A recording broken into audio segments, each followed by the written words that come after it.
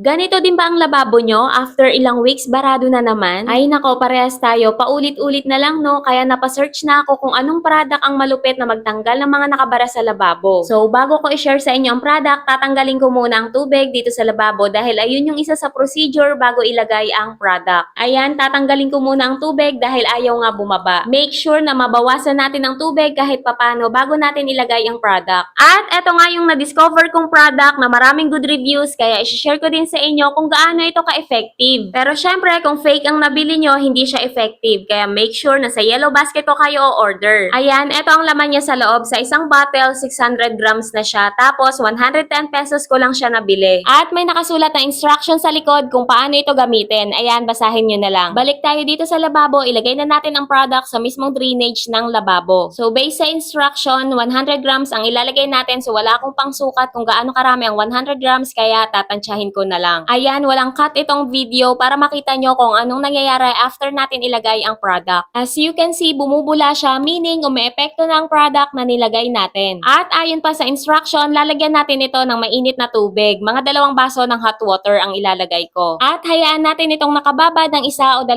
oras. Ayan, balikan na lang natin to mamaya. After 2 hours, ito na siya. Pwede na natin itong buhusan ng tubig. So ako, mainit na tubig pa rin ang ibubuhos ko para mas intense. You know, kita nyo yun, dumiretso na kaagad pababa ang tubig. Finally, pwede ko nang linisin itong lababo dahil ilang araw na nga itong barado kaya ang dumi na rin talaga nitong tignan. At kitang-kita nyo naman na dire-diretso na ang pag-agos ng tubig so masasabi kong napaka-effective nga nitong Gumog product. Kaya ano pang hinihintay nyo, check out na!